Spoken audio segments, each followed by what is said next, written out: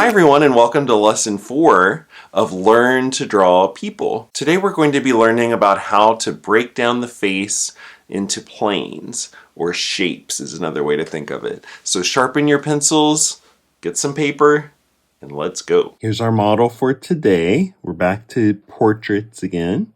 And this time I'm showing you a technique that is all about breaking down the face into different planes or different shapes. But let's start off with our oval again. And the model is kind of looking up, and there's a slight lean, so I'm going to draw the oval leaning this way just a little bit.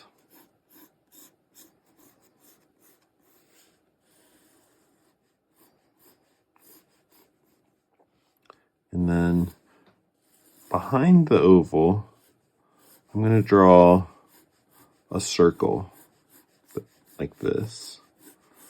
You can draw it all the way around. That might help it to make a little more sense. Because what we're doing is we're thinking now about the overall shape of the skull. So the oval is more of a representation of the face.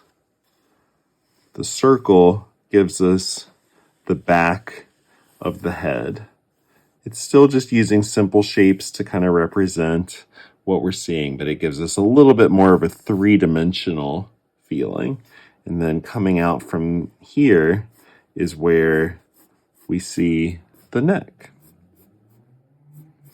Okay, so now we're still going to use that technique that I showed you on the first day, which is drawing the line of symmetry, figuring out where the eyes, nose, and mouth go. So in this case, because the model is turned, that line of symmetry is going to be all the way over here. And it's going to curve a little bit because the face is round. It's not a flat, it's not like a flat piece of paper. It's got a curve to it. And because it's curving in a three-dimensional space going to the right, that curved line will curve to the right also.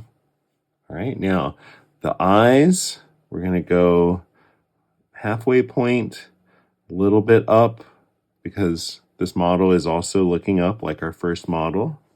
And if you were to draw a line from the corner of the eye on the right to the eye on the left, you'll see that this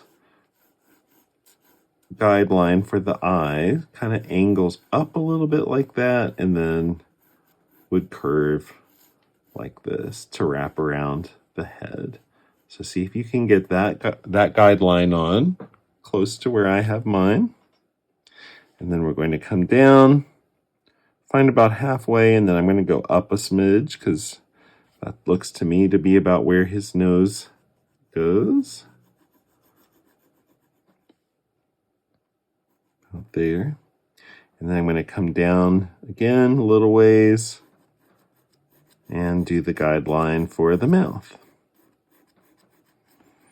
Okay, now this is where I'm going to change it a little bit from what I did on the first day, because you're ready now. You're ready to get more complex. When I draw faces, I like to think about almost like imagining that I'm sculpting the face. So thinking about it in a three-dimensional way. So to begin with, instead of drawing the eyes right away, what I'm going to do is actually draw what I would imagine to be the shape of the model's eye socket. So the top of the eye socket is about where you see the eyebrow, and then it comes over about to here, down way below that line, and over like that. Now the eye on this side appears smaller, doesn't it? And that's not because it is smaller, but because that's a perspective thing.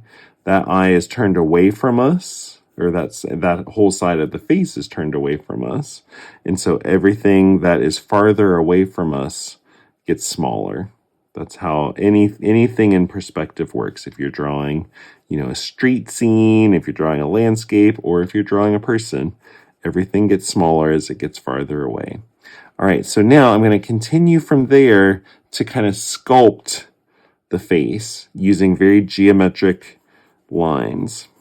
And you'll see what I'm doing here as I go along. So I'm going to build out the nose next. He's got a little bit of an interesting shape to his nose, so let me adjust that. It's not such a straight line, a little bit more of an angle to it, and it comes out of here.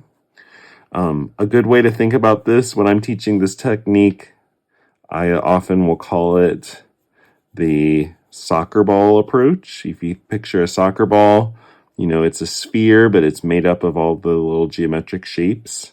That's kind of how we're building this face. We're just connecting geometric shapes. It's like we're building him out of Legos or something. And the shapes that you see, the shapes that you choose, are allowed to be different from mine.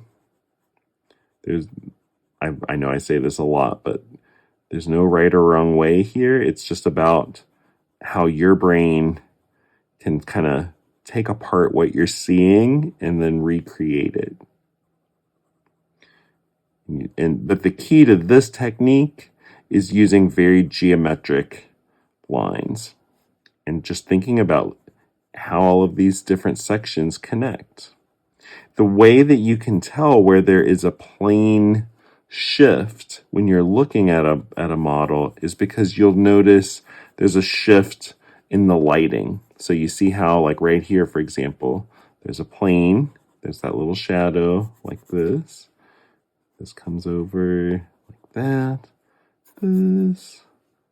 Just building out that face, one plane at a time.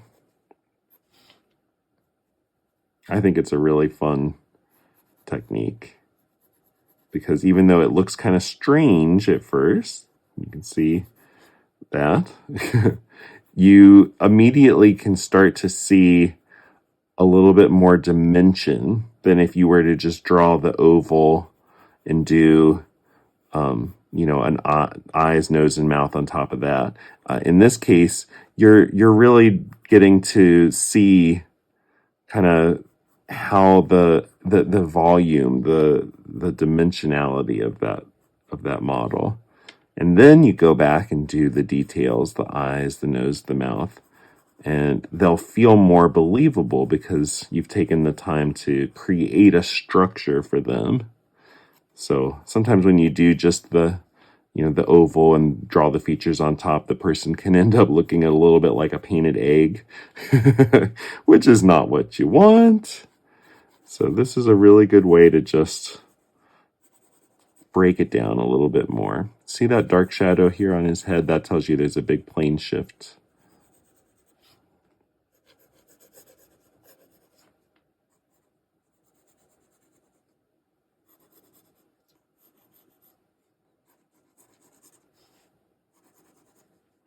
This can also be really helpful if you do paintings or if you're planning on adding color or doing shading, because if you take the time to figure out where all of these different planes are, then when you go to shade it or paint it or whatever it is that you're doing, you have a good sense of where all of those shadows need to go to make it look more realistic.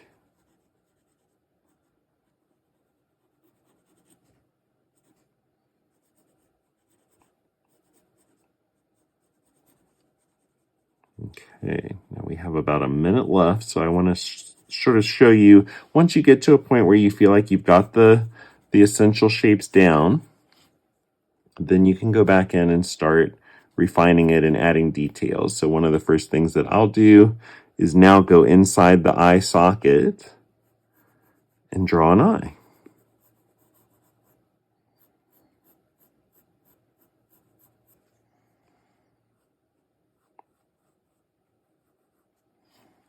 I'll come over here and do this one.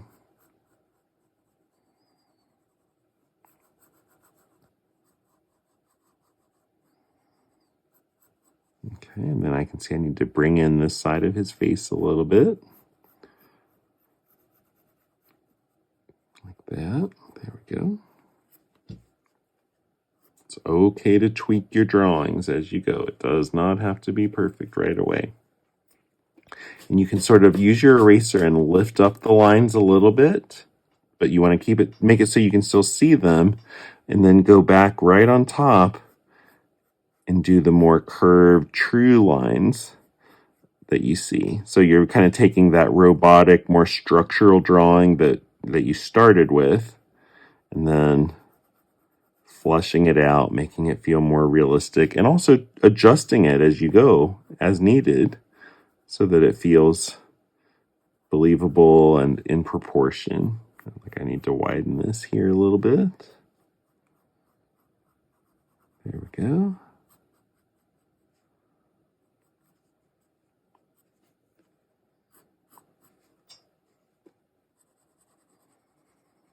I feel bad that I didn't get to give him his hair.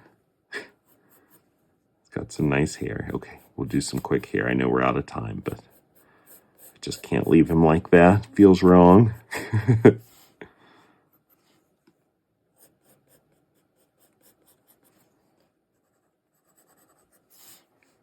You can definitely keep going with this drawing. Maybe even try doing some shading if you feel like it. Look for where you see those shadows and start bringing them out.